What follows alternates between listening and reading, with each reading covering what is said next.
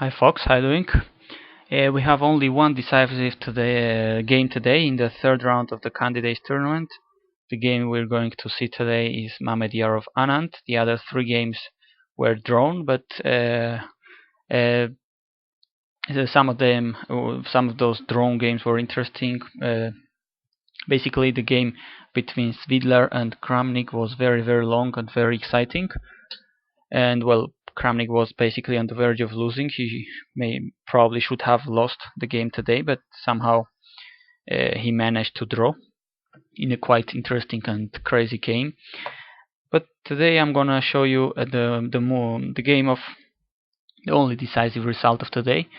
Mamedyarov is having so far a very bad tournament. He lost against Aronian badly yesterday, losing his queen very early, and today he loses with white pieces against Vichy Anand.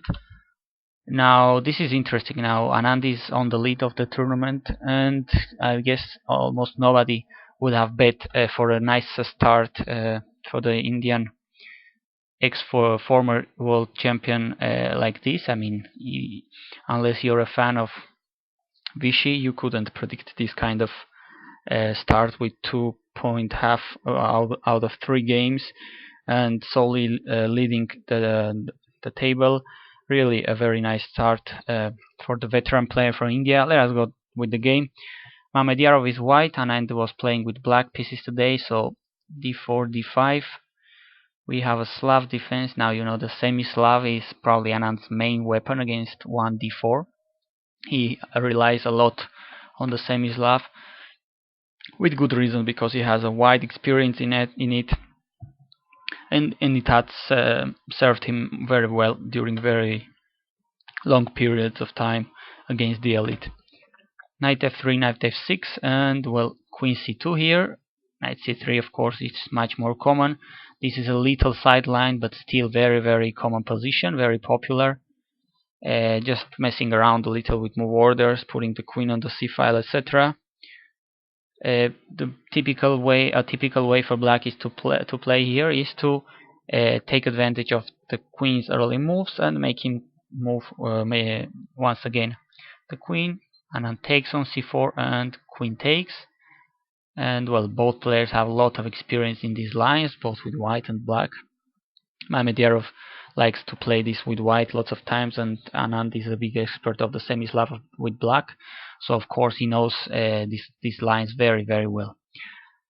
Now here a couple of options. Anand plays not the most commonly played one, but still a very solid with bishop g4, a solid move. Bishop f5 is by far much more popular. Now a typical sequence of moves, a typical game would continue like g3, e6, bishop g2, knight bd7. This is typical structure for black in the semi-Slav, very solid. Short castle, bishop e7, knight c3, castle with chances for bolt. This is just a way to get out of the opening, I guess. Very well explored opening and interesting position, very solid for black. Instead, we saw Anand today playing bishop g4, another move, and here knight bd2 is the main answer. That's what Mamedyarov played. Instead, for instance, a move like knight e5 seems interesting because you're attacking the bishop on g4, etc. But black has a very solid and even a little bit better position after bishop e6, attacking the queen. And the point is that the queen must keep guarding the pawn on d4. The queen on d8 is attacking it. So say queen d3, now black develops, knight bd7. And well, if white knight goes back, he just admits his mistake. He hasn't done anything great on e5. So otherwise, if he takes, both taking with the bishop or even with the queen, probably going for queenside castling, and black is much ahead on development, and white doesn't have that much to show after the opening is almost over. So that's why knight bd2 is much more solid, developing a piece. If black takes, he would recapture with the knight, etc. Anand keeps developing very comfortable way, knight bd7, g3. This is the way white usually plays his light square bishop in this opening, in this particular queen c2 line in the Slav, fianchettoing his bishop. Now e6, solid, once again. Here it was, I think, interesting. Queen a5. Now the knight on d2 is pinned, so a little threat would be to take on f3, making white take with the pawn. If bishop g2, a sharp position arising after a long castle. This is an interesting position, I think. White would probably castle to complete development. Otherwise, if queen takes f7, the pawn on f7 is hanging. It's interesting e5, and black has suddenly lots of open lines to take advantage of white's lack of development. Now the bishop will get out, the queen is pinning, the rook is on the d file well placed, so this could be a little dangerous for white. He should hurry up to catch up on development. I think this is an interesting position. Instead of queen a5, so e6, playing much more solid, very sound, of course. White plays bishop g2, bishop e7. Until this move, the position is very, very well known between GMs. There are games such as Ivanchuk versus Vallejo, Vityugo versus Inarkiev, Rajabov versus Caruana, etc. So nothing new here. And now it is here precisely where Mamedyarov tries something more or less new, not that much explored. The very normal move here is to castle, black castles, and the game goes on. But Mamedyarov here tried the move knight e5, attacking both the knight on d7 and the bishop on g4. In my database there are 3 games, 2 of them played by Drev as white. In the third one we see Caruana defending black pieces against I think a Greek GM from Greece in 2008 in Tata tournament. But still, this is more or less, we could say, a new move, because very few games have been played, 3 in my database. So well, this move has its ideas. First one, you cannot take on e5, because after d takes e5, 2 pieces are attacked, the knight on f6 and the bishop on g4. And the point is, if knight d5, of course, now the bishop on g4 is not protected by the knight anymore, so queen takes bishop and white wins a piece. That's why after knight e5, taking on e5 is not an option. What if black just ignores the threatened castles? Well, white would probably take on g4, knight takes g4, now he castles, and he has a quite comfortable position, bishop pair, and black knight would rather be on f6 than on g4, so this is an improved version of the position for white, very comfortable. Instead, after knight e5, the best answer is bishop h5, so keeping the bishop pair, keeping the options open, and not being scared of anything really. So Vichy played it. Mamedyarov took on d7, and knight took. Instead, if for instance white castles instead of taking, knight takes, pawn takes, now knight d7 with the tempo attacking the pawn on e5. So this is comfortable for black, more or less. That's why he took on d7 first. Knight took, I guess taking with the queen is also an option.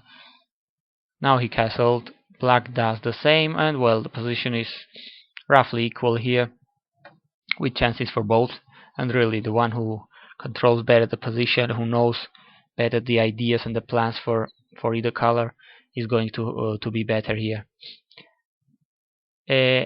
Here Mamedyarov also plays e4, knight b3, sorry, and the idea is to stop black's main source of counterplay in these kinds of Karjakin semi-Slav positions, which is basically almost always the move c5, sometimes e5, if well prepared. But c5 is a very typical move to break into the center to attack the d4 pawn.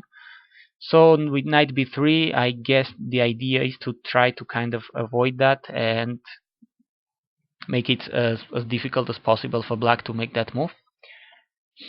Just to illustrate that c5 move, for instance, a logical move would be at the first side to play something like e4, you have the chance to occupy the center with the pawn, so why not? And certainly this is not that bad, but black has this c5 answer, typical break. So for instance, if d5, now knight d5 attacking the queen, queen b3, and well, certainly a complicated position, but if black is careful, he shouldn't have many problems in this position. But this is still very sharp and interesting position. And well, c5, basically the idea is to play c5 in the precise moment, prepare it well, and play this move just to attack white center in some moment. This is a very typical idea in the Karjakin structures or in these semi-Slav structures, which are basically the same. That's why knight b3 to try to stop it, and now that c5 isn't that easy to make, Anand gains space on the queen side with a5. He's threatening to play a4, make the knight move once again, which would be interesting for black, very nice for black. For instance, if I don't know, a random move, bishop f4 developing, now a4, if knight d2, knight b6, the knight will go to d5, and well, looking solid for black. Very typical structure in the semi-Slav, where black wants to equalize with ease. Instead, seems correct to play a4 to stop black from playing b5. So Mamedyarov does that, and now bishop b4. That's the drawback of playing a4. Now the bishop on b4 will be untouchable, and he's controlling a bunch of interesting squares. We're combining with the other bishop on h5. They are controlling a nice amount of squares here on white's camp. e4 now, but now black has, although c5 is not that easy to play, Anand plays e5. This is the other source of counter-attack on the center sometimes black has, and he goes ahead with the play it. Now queen e7 was another possibility to prepare it more, connecting rooks, etc. If say bishop e3, rook fd8, white cannot put a rook on d1, so still a very roughly equal position. Black shouldn't have any problems here anytime soon. But e5 is much more direct, counter-attacking the center. And a couple of options for white. What if white takes? Well, this is optically looking very good for black. His pieces are much better placed. Now the knight is winning another tempo, attacking the queen, etc. So this looks even better for black. He has the option of playing d5, but now, for instance, knight b6, attacking the queen. Remember, the pawn on d5 is attacked as well, so white must keep protecting it with the queen. So queen d3, for instance. Now it's interesting to play bishop g6. Now the pawn on e4 is pinned, and there is lots of pressure on the pawn with the pawn on c6, with the knight, with the queen. And well, it's certainly white isn't lost, but he must be careful, because black could get the upper hand very soon if he keeps moving the queen here and there without really doing anything that serious. That's why bishop e3 seems much more proper, completing development. Now Anand takes, bishop takes, and black plays king h8, showing his intention to advance the f-pawn if necessary, which could be in fact necessary, because white could plan to play f4, e5, having some space there on the center / king side. So e5 immediately played. If f4, now the idea of black would be to play f6, try to control e5 as best as possible. But Mamedyarov played e5 at the spot. Now rook e8 was played, attacking with the knight and the rook the pawn. f4 and f6. Black is on time to stop white pawns, very nicely coordinated, and really as long as so far black hasn't had really big problems to deal with, so we can say a rather smooth game for Anand. White takes, what else? I mean, otherwise there is too much pressure on that. Just take a look at this bishop, stopping white rooks from going to d1 or e1, the one on b4 controlling e1, and d1 is controlled as well, so black is really looking very, very nice here. White takes, knight takes, and there is a little tactical threat here to put the bishop on e2, protected with the rook, and fork the queen and the rook. So bishop f3, bishop takes, rook takes, and now black plays rook e4, trying to kind of double on the e-file, of course pinning the bishop on d4, etc. He also had the idea of just simplifying with queen d5. Black is attacking queen and rook, so it must be taken, knight takes, and black has a very comfortable position, I think. But instead rook e4 also looking nice. White plays rook e3 does not allow to black to consolidate on the e-file or something. Rook takes, bishop takes, and now queen e8. Anand having a very easy position, not having any kind of problem at all. He even tries to create something, tries to attack something, as the light squares on the king side of white are a little vulnerable now. He will try to attack a little, see what can be done here, and really he hasn't any reason not to do it, so why not queen e8, a very good move. Bishop b6, probably with the idea of stopping the black rook from going to d8, but here I can say, well, I think white is kind of lost, not knowing what he wants to do, and basically on the defensive side of the game. Queen h5 with lots of obvious threats on against white king. White light squares are weak, etc. The knight could get in. Bishop d4, and here the rook goes to e8. And here Mamedyarov is losing control. He goes to f1 just to control f3, bringing the rook into the defense. But now black has a strong answer. Knight g4, the obvious threat is to checkmate, of course. On h2, queen c2 to protect it, and now nice move c5, attacking the bishop. Going back, whatever, with the bishop wouldn't be that great. Note that the bishop doesn't have that many squares to go to, and well, the c-pawn would probably keep advancing, and that would give black even a bigger advantage. So the critical point is to take on c5. Now the point is that black pins the knight, and he's going to get it back with a proper b6. Now white plays rook d1, setting up a very kind of basic trap, so that after bishop takes c5, bishop takes c5, black just cannot play b6 right now. Well, with a very good reason, because now bishop could take in b6. Black back rank is weak. If rook takes, this is a checkmate. Back rank is weak. This is a very little tactical thing to be aware of. That's why after bishop takes c5, black plays h6. Now b6 is a real threat now, no worrying about back rank. But here on the 31st move, not really sure if Mamedyarov was under time pressure, by the way. I wasn't watching the games live.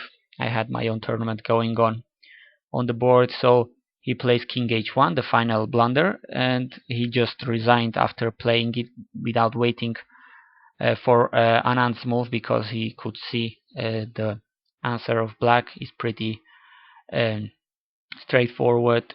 Knight f2 check, of course forking to avoid black from taking the d1 rook for free. Note that queen is also attacking d1. Queen takes f2, but now queen takes d1, and if king g2, queen d5 check, and black takes c5, the c5 bishop, and the game is over. He's up a piece. So a pretty nice start for Vishy Anand in this tournament, having already 2 victories out of 3 rounds, and let us see if he keeps playing this way. It would be interesting to see him playing Magnus once again in the World